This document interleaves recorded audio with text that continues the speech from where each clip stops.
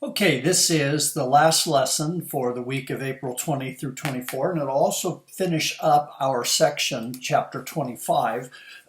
Chapter 24 and 25 we'll put together. We'll have a test next week that you'll need to take on that. The link between these two is the link between electricity and magnetism. Electricity can cause magnetism, but magnetism can cause electricity. In both cases, you have to have electricity, which is moving to create magnetism, and you have to have a moving magnetic field to create electricity. And we've talked about that, and we've even looked at a generator. The amazing thing about a generator is once you have invested in the magnets and the coils of wire, you just have to find something to turn it. And from that point on, you essentially have free electricity, which is why they can sell to us a kilowatt hour, which is 3.6 million joules for a couple of cents, or in California, maybe 20 cents. You can buy a kilowatt hour. Whereas if you were using chemical energy from a battery, it would cost hundreds or maybe thousands of dollars to do that because there's so little stored in a battery. So, but there is one last little part to electricity, and I want to deal with that today, and that is called the transformer. Many of you, of course, have watched the movie called The Transformer. The idea of transform, form means shape, or the way something appears. Trans means to change it. So it's to change from one thing to another. It may not be the best definition for what we're going to be talking about. We're talking about a transformer, which is going to transform the voltage and the current when we have an alternating current. I had mentioned a long time ago when we first started here, when we talked about I squared R losses, that when you generate electricity out, say, at Hoover Dam, and you send that electricity across the desert, we want the voltage to be very, very high so that the current is low. But when it gets into town, we drop the voltage down and the current goes back up. How in the world do they do that? And the answer is with a transformer. And it's actually relatively simple to understand what's happening with the transformer. So I'm going to show you a very simple transformer right here. I have a piece of metal, it's just a washer in this case, and I have a coil of wire, the red coil of wires. I'm going to hold it this way, the red coil of wire, and over here is the green coil of wire. Now imagine that I sent current through here. Because this is a coil of wire, and let's say it's going this way, the current this direction, I would use my right-hand rule, second right-hand rule, and what you would have going around here would be a magnetic field like that. Now, if you think about what's going to happen on the bottom, this one, the current is going this way. Down here, the current is going this way. If I have a changing, if I have a magnetic field, and by the way, what I actually want to do is do this alternating current. So I actually probably shouldn't have drawn that on there, but that's the direction of the magnetic field. If I'm switching the direction of the current, this magnetic field is going to be switching back and forth. Actually, it would be like this, the current through it. If I switch the direction of current here, the magnetic field is going to go this way, then this way, and this way. In other words, by switching the current in here, I'm creating a changing magnetic field here. But what does a changing magnetic field do to the wires on the bottom? Well, it causes them to have a current induced in them. So by changing the current up here, I'm making a magnetic field, which is switching back and forth, which is cutting through these wires, which is creating a current.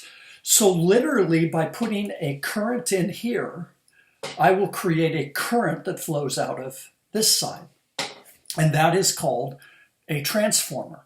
Now, in this case, I don't know if you could see it, but I have the same number of loops. I have 4 loops up here. Down here, I have 4 loops as well.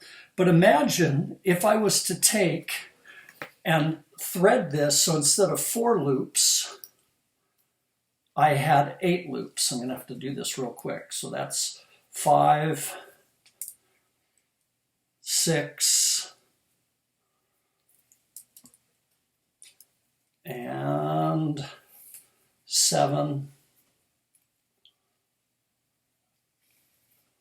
and finally 8.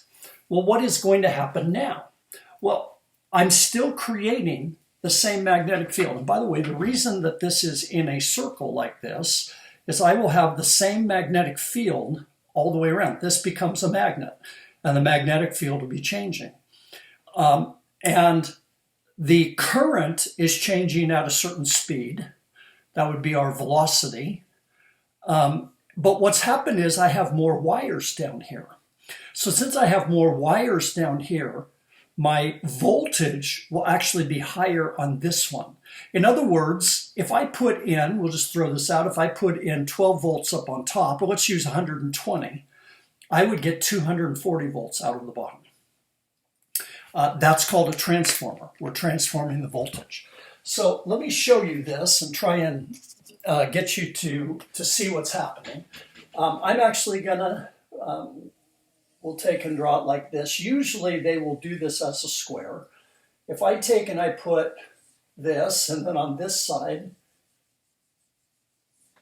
come out, and I put a voltage in here, I'm going to get a voltage out here because, again, this magnetic field is switching back and forth. A changing magnetic field creates a current. The place where the current goes in, we call the primary. So we're going to do it like this. This is the primary. And this on this side is called the secondary.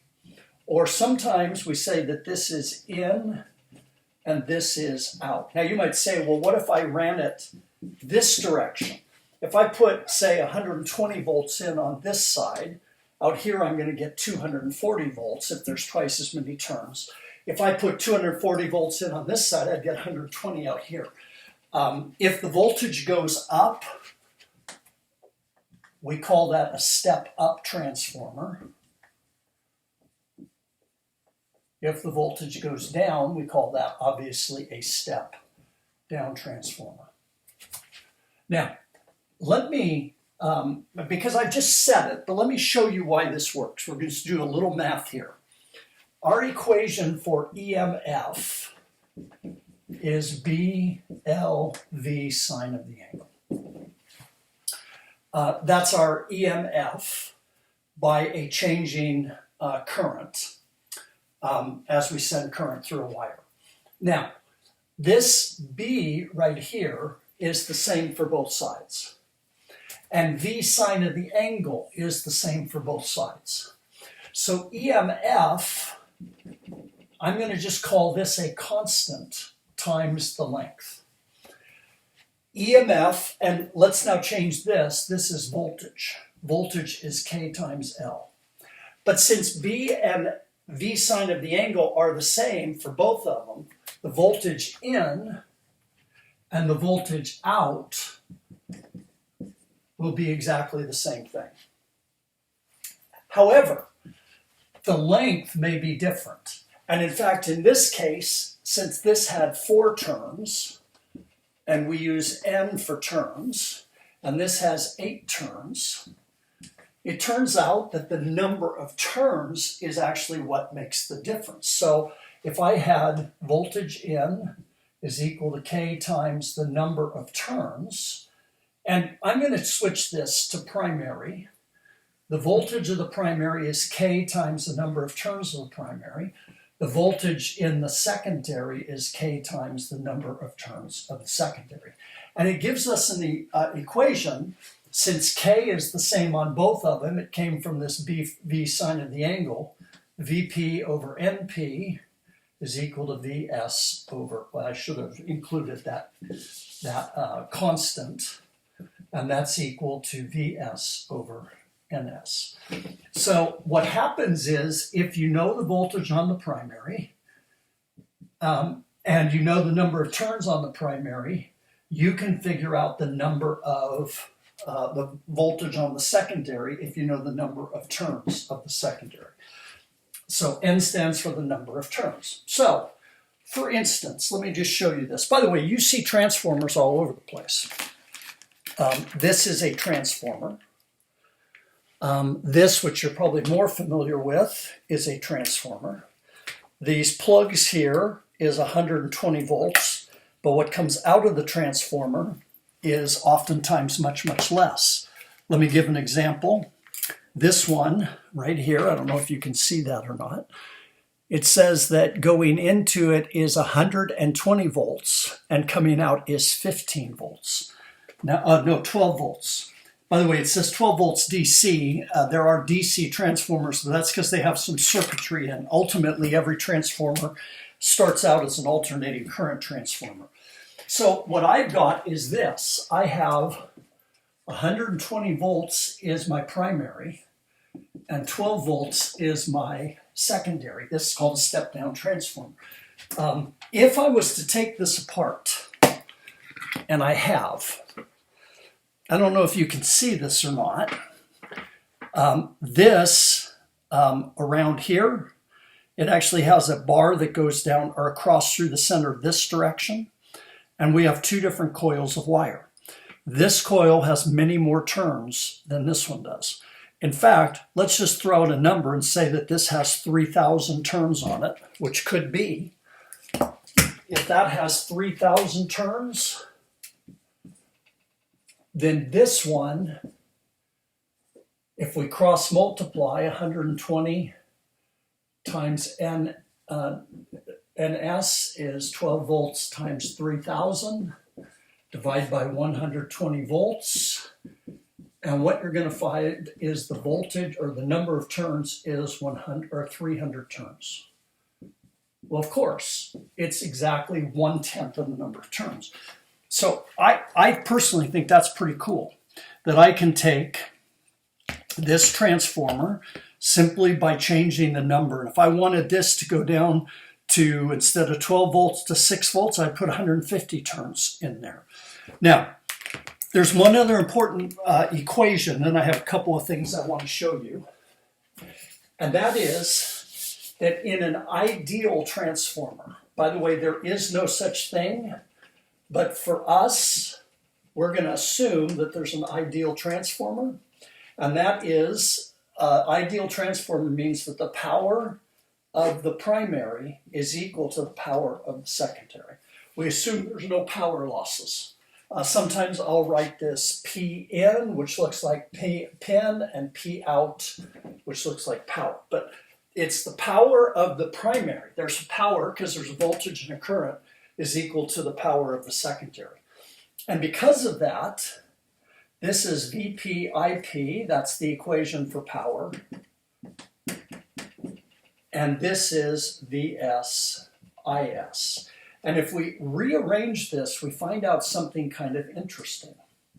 And that is that this becomes an inverse, which is to say that if I was to take on this one, and by the way, you might look at this and say, well, okay, you went from 120 volts to 12 volts, you've lost something. No, here's what I've gained. If this was, and I have to see what it said on here. It says this was, it says that the output here is 800 milliamps. So basically IS is 800 milliamps, or 0.8 amps. Then IP would be 10 times as large. Nope. Because we dropped down, this would be it would be, because this has gotten smaller, this had to have gotten larger. The primary would be 0.08 amps. In other words, what this equation is telling me is that when I increase my voltage, I decrease my current. These two have to be the same. So let's take a look at it.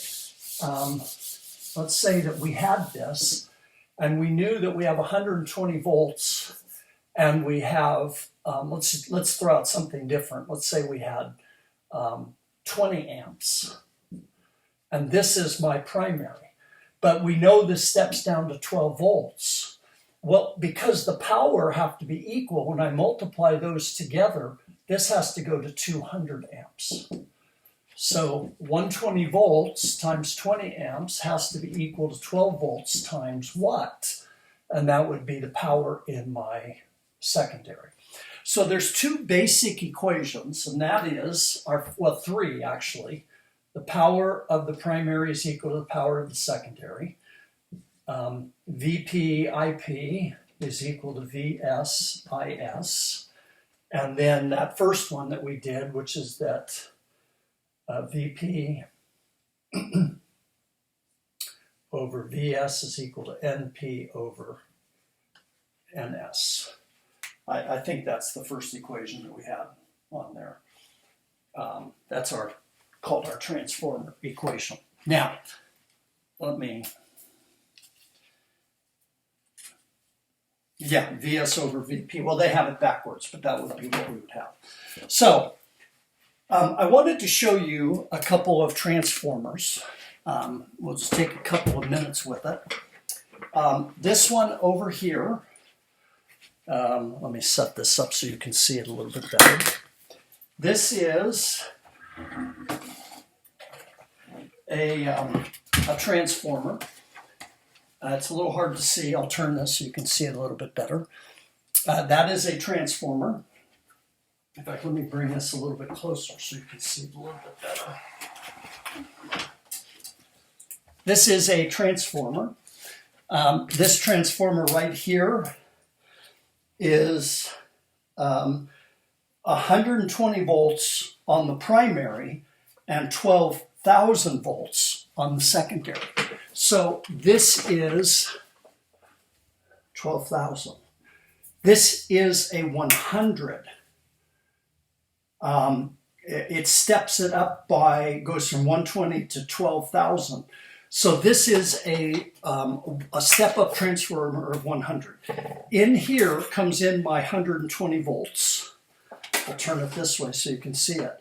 And out here and here are where the other comes. Now here's what's going to happen. I'm going to put in 120 volts and about 20 amps. Exactly like this. But what's going to come out the other side is 12,000 volts. And therefore, this would have to be 0.2 amps. They're both going to multiply out to the same amount of power. By the way, 0.2 amps is well enough to kill you. So I'm going to stay away from this when I do it. But when I turn this on, whoops, let me turn that guy off. I have one other thing on here. Just a second. Let me push this a little bit closer together. And you can see what's happening. That creates a large amount of voltage so that we have a current that travels across there. That takes a lot of voltage to jump that far, and in this case that's 12,000 volts. If I was to take and put my finger in there, it would electrocute me. If I was to touch here and here, it would electrocute me as well. So that is a transformer. This I actually got from a place that does neon signs. That's a neon sign transformer, and the guy actually just gave it to me. Now, this video is getting long, so I think I will show you the other transformer in our regularly scheduled class. But there's another type of transformer which is called a Tesla coil. And I do want to show that to you because it helps tie some things together. But that's what we're going to be doing. And the problems that we're going to do out of this, I had those written down somewhere, but I've lost them. They're out of the end of the chapter. And problems number 74 through 79. So we're going to do out of 25.2 or chapter 74 through 79 all. And I'll give you the answers to those problems. So, all right. And that finishes us up. Next week we'll have a test on chapter 24 and 25.